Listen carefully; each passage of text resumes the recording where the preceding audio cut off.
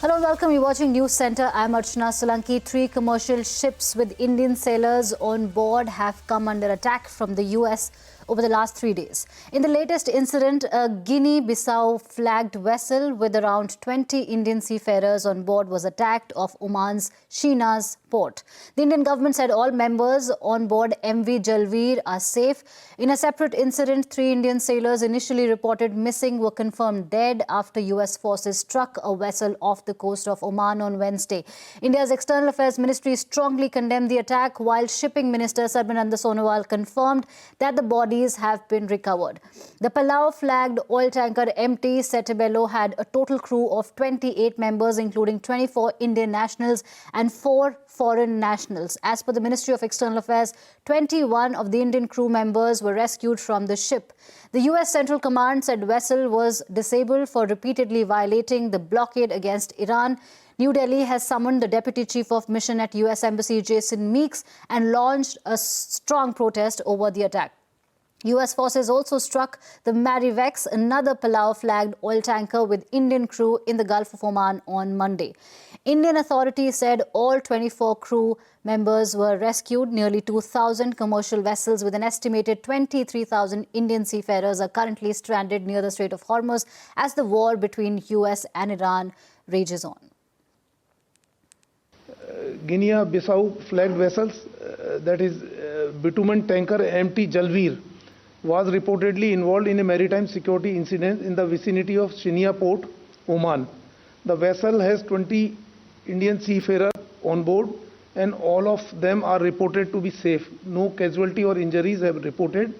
As per the latest information, evacuation of crew members to Shiraz port has commenced and I think 6 more are to be evacuated. We have lodged a very strong protest, and that was the reason why the CDA was summoned yesterday late evening to the Ministry of External Affairs. It is our expectation that due note will be taken of our protest. Right, we are now joined by Forward Seamen's Union of India's Manoj Yadav and Geo-Strategic Affairs expert Commodore G.J. Singh. Thank you so much, gentlemen, for making time and speaking with CNBC-TV18. I'd like to... All right, we have Mr. Manoj right now. What we'll do is we'll start with Manoj and then we'll wait for the other guests to come in. Mr. Manoj, thank you for making time and speaking with CNBC-TV18. There are 3 names that I would like to take. Chief Engineer Patnara Suresh, Deck Cadet Aditya Sharma, Engine Fitter Shivanand Chaurasia. These 3 names, these Indian sailors have lost their lives in this attack. You spoke to the family of 23-year-old Cadet Aditya Sharma's father. I know it's not easy. These conversations are not they are extremely heartbreaking and difficult. What kind of conversation did you have with his father, if you're comfortable sharing with us, and how bad is the situation as far as the sailors community is concerned? Well, yes, I have spoken with the father of Cadet Aditya Sharma, even relative of that Peter Chaurasia. And my office communicated with the family member of that chief engineer as well. So we are in communication with the family members on the incident that happened yesterday, which was, and we lost all 3 of our focus in that. So situation, I think you can say it's the second day of attack, and by today afternoon, it got confirmed by the Ministry of Shipping. The family were under scope that some good news they will get after, but after declaration from the government, they lost all the hope.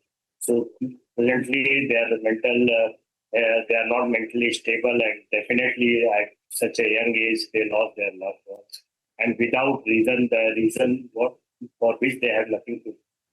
We have already initiated, although we have confirmed yesterday evening only that the 2 have been reported as a death, and 1 chief engineer was still missing. But the final confirmation from the government came today afternoon. So after that, yes, they are not able to speak much. I have tried again to speak, but I am in communication with all of them. Right. One more question before I go to the other guest. Mr. Yadav, I'm sure you're in touch with the sailors community, the seafarers. What kind of circumstances were they surrounded when, when this attack happened? Do we know the facts surrounding the deaths of these 3 sailors? What exactly happened? Because we understand that the 23-year-old Aditya Sharma was in touch with his father, and he kept, telling him that there were repeated warnings by the US that they will attack the ship. What more can you tell us about the facts around the circumstances of this attack? I have little different opinion. I'm not aware whether Master has denied or Master has bypassed the alert from the US Navy. Also, it is not so easy to just undermine the notice or the warning of any warship when you are at sea. Being a mariner, I can understand. Even during the piracy, if somebody come nearby your boat, and it is our duty to just hold our hand and just not to protect them, because they are fully laced with the ammunition. And at this condition, if the master was denying, because during my last 3 months experience, what I understood well, that most of the vessels have shut down their communication lasers. I can say the AIS system radar, just to keep them away from the identity of their ship owners. Because initially, if you just go back, there were multiple of attacks from drone and the missile on those vessels whose principal owner belongs to Israel or whose principal owner belongs to US. But those vessels also accompanied by the Indian seafarers. Now the same things are getting repeated by the US also. They are they are focusing on the Iranian-linked vessels, and they are trying to destroy the ship without understanding the human being on board belongs to the other nationality. The seafarers belong to the other nationality. So it is same repeated by US what earlier IRGC done with the merchant vessel owned by the Israeli owners or the US based. Right. I'd also like to welcome the other guest, Commodore GJ Singh on the broadcast. Sir, thank you for making time and speaking with CNBC-TV18. 3 innocent Indian sailors have lost their lives. Do you think these deaths could have been prevented, and who do you think is responsible for this? You see, these lives would definitely have been saved. But I must tell you the procedure which involves disabling any ship at sea by a warship. For example, in this particular case, we are seeing that the American warships have fired very minute, what they call ammunition, precise ammunition on the vessel to disable it. Now, the procedure is generally that the warship is generally warns the captain of the ship that he should either stop or put an anchor, or he should alter course in the direction in which they dictate, they command. And this particular, command has to be obeyed by the vessel captain of that merchant vessel, and obey the instructions as given by the warship. Because merchant ships, or tankers for that matter, are not armed at all. They are the vessels which are used for trading. Now, in case the captain of the ship does not stop the ship, a warning shot is fired across the bows, that is in the front of the bridge of that ship, so that he gets warned that he should not dare go forward. Now, this procedure is internationally laid out. I do not understand as to why the vessels, as the newspapers and the media says that, or the central command says, that they did not obey or did not follow the instructions given to them.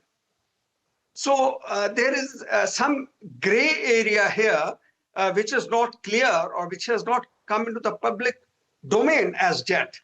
And then another important thing that we have to understand is, although the crew is all Indian, but is the captain Indian also?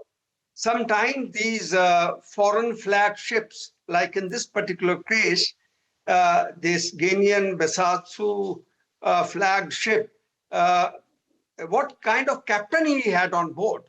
So this particular thing is not very clear, although the crew, the people who work on the ship as chief officer, or for that matter, the other first officer, navigating officer, and the crew which maintains the ship and does all the work which involves like taking the, when the ship is alongside the jetty, filling the oil into the ship and balancing the ship and all that, is not the job of the captain, but the people who are subordinate to it.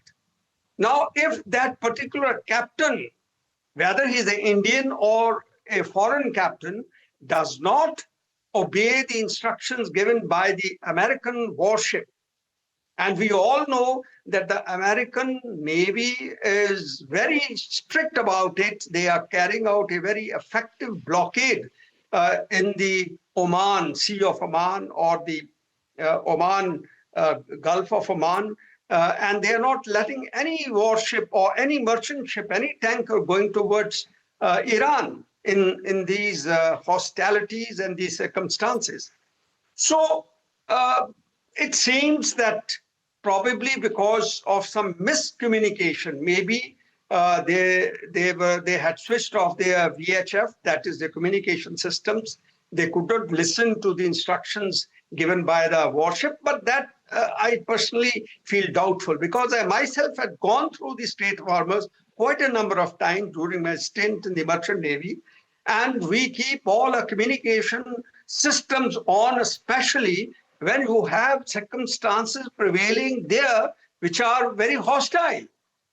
In normal circumstances also, all the ships keep their VHF, their communication systems very well maintained.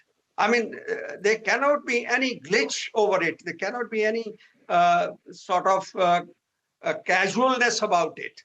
So I do not understand why these ships continue to go towards the Strait of Hormuz or try to break the blockade and go into Iranian waters. So in that case, the warship or the American Navy has taken an action. They have fired, as per the media, a very precise ammunition and disabled the ship.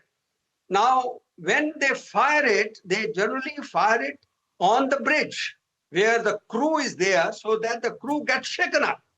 So immediately all those crew members have jumped into the sea with their what you call those sea boat jackets. I mean the life-saving equipment, and they have gone into the sea from where they have been picked up. Now 3 are missing. Probably they have not been able. The people who were rescuing them have not been able to sort of spot them, because we call it spotting on the sea. They could not be seen, or they got sunk, or they got drowned in water, or they went away with the waves. That is very unfortunate. So therefore, I would say that the picture, to my mind, is not very clear, because generally captains of the merchant ships are very obedient. They're law-abiding. They will not break the blockade. But there is a pressure kind of a thing which can come on a captain if the owners of the ship, of that company, like Plough Flag Tanker, it's not a very famous or a very reputed company, in my opinion, in the world. Right. If they would put a pressure on the captain and told them, oh, you go ahead, and he has probably, because of the situational pressure, because of his job, he has pressed on, and thereby has to face this kind of fate. Otherwise, the Americans generally will not fire on a armless. You see, the ships are armless. They do not have any arms. They are totally innocent. So American Navy won't do that, in my opinion, because they generally only take charge of the hostile ships or hostile vessels or Sure, sir. aircrafts and things like that. Sure, so let me bring in Manoj Yadav on this view. Mr. Yadav, because we are talking about a war situation, and do you think that there is scope of miscommunication and ships breaking protocol or not following protocol, or they are breaching the blockade? Are you in touch with the seafarers there? Any information on that front? Yes, we have spoken with a couple of seafarers from the other ship also. That's a type of pressure build-up from your employer side or the owner side is going on to move your vessel towards that. Yes, initially before ceasefire, there was a couple of incident reported to us from the master of the ship that yes, they get some pressure to take the ship towards Iran or the other area. And that was well covered by us, and we protected every crew signed off from those vessels that time. But again, coming back, as Commander has absolutely said correct way, whether they have had an intention to warn the captain or they had an intention to destroy the ship, because there was no alert shot was fired from the US Navy. Otherwise, they could respond to that.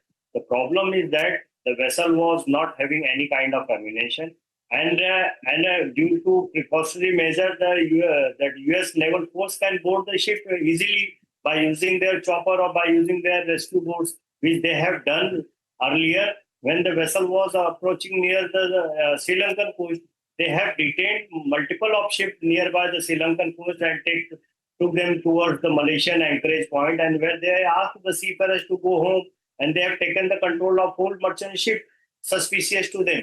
In this condition, continue firing the engine room, which is a sensitive area with lots of petroleum products, boilers, and the engines so that definitely was not an intention to just warn the ship or warn the master of the ship. It was intensely targeted to destroy the ship, in which now we can easily find out that 3 of our brothers have already lost their life. All right. What I'll do is, I'm going to ask a final question to the both of you. First, to Commodore G.J. Singh, your thoughts on whether this incident is going to be a turning point as far as the maritime security and commercial shipping is concerned, and what kind of message would you like to send to the families of the sailors who are concerned, who are scared for their lives back home, because we understand some 23,000 Indians are stuck in Strait of Hormuz? You see, this profession seems to be very risky now because of the war, especially the ships which are going towards the Strait of Hormuz or to all the ports which are inside the Persian Gulf.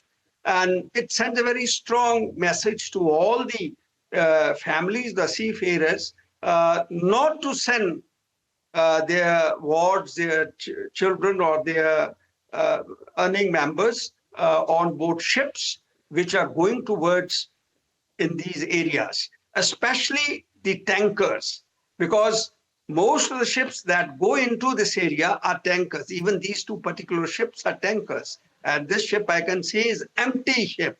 It is not loaded. It is going for loading there, loading of oil. And the US Navy has disabled it. Second message is, which is to the seafarers themselves, by the US Navy, that don't try to break the blockade, don't try to breach the blockade, because otherwise the consequences will be serious. This is a very strong, stiff message being given by the US Navy. They mean business. There is as Manoj was telling, a possibility of a helicopter going there, landing on board the ship, which is very easy, which is normally done by many navies, and then go and warn the captain and take over the ship and alter its course to wherever they want to take. But they have not used this option here. They have used the option of striking it, hitting it. So this is a message also to all these seafarers and to the companies which are sending the ships in this area, that they better steer well clear of this area. They do not should come in this area at all. And secondly, I mean, that you all know that this situation will persist because nothing is seems to be coming from this whole diplomatic meetings that are going on between US and Iran. It seems that they are back to square one, and maybe one day they again have a full-fledged war, as the statements of the President Trump we all are seeing on our television screens. So I would say that it is better to steer well clear of this area, not to send our Indian people there. There are other companies which are operating in the other parts of the world. It is better to go there rather than going on tankers to get the Iranian oil. That also for the foreign ships, for foreign companies. If they are Indians company, they are very, like the Shipping Corporation of India, all for that any Indian company, they are very, very careful. They are very considerate towards their crew also. But the foreign, especially the Greek, and then you have so many other countries which are not very reliable. They have banana democracies there. To go on their flagships is very risky. We should avoid going there. I would not advise anyone going on a company which is not well known or which is not very secure. Right. All right. All right. Thank you so much, Commodore G.J. Singh. One final thought, if we could wrap up quickly, Mr. Yadav. We have to wrap this discussion. One final thought. What can the government immediately do? The Indian government has intervened and registered protest. But what else can be done at this point in time?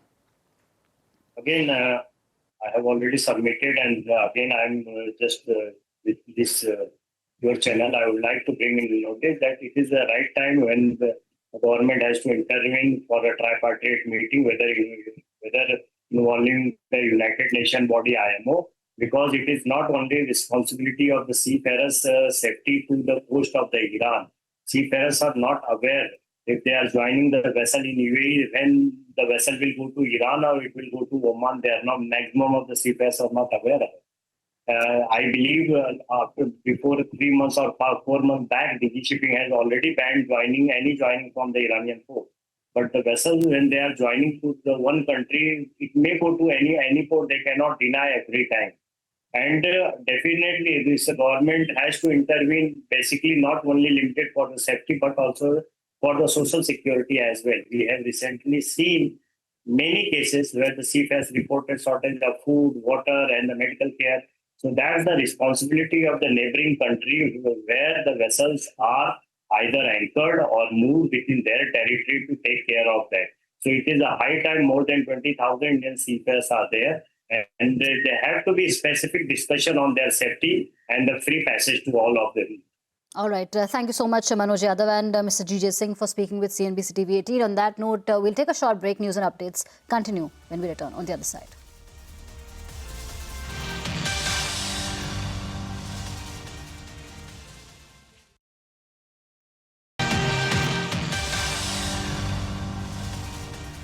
Welcome back. Now to the latest on West Asia. Tensions flare as Iran and US trade strikes for the second straight day. US President Donald Trump warned that US forces are preparing to strike Iran again. Speaking to reporters at the Oval Office, Mr. Trump claimed that Iran has taken too long to negotiate a deal and now will have to pay the price. But he continued to claim that US is close to a deal with Iran. This as US military confirmed carrying air strikes against several targets in Iran. Overnight, US forces called the attacks additional self-defense, which targeted Iranian military surveillance. According to the US military statement, the Iranian targets posed a threat to US forces and international commercial ships transiting regional waters. Iranian media also confirmed that several port cities like Bandar Abbas and the Qasem Island were attacked. Meanwhile, Tehran continued its attacks on Gulf countries. Iran said it launched strikes on Kuwait and Bahrain and hit 18 US military targets in the region. Movement in the Strait of Hormuz also remained constrained. Iranian media reports suggest that Iran's military ordered the complete closure of the strait to all vessels. Tehran asserts that the closure is a retaliation against violation of the ceasefire by US. And we also learned that Brent crude oil prices erased all the gains since yesterday on the back of this escalation. In Lebanon, Israeli airstrikes continue to target the southern region of the country despite a ceasefire. According to Lebanese government, Israeli strikes killed at least 16 people. Addressing the Lebanese people in a video message, Israeli Prime Minister Benjamin Netanyahu reiterated that Israel is at war with militant group Hezbollah and not Lebanon. And with that, it's a wrap on this edition of News Centre. News and updates continue right here on CNBC-TV18.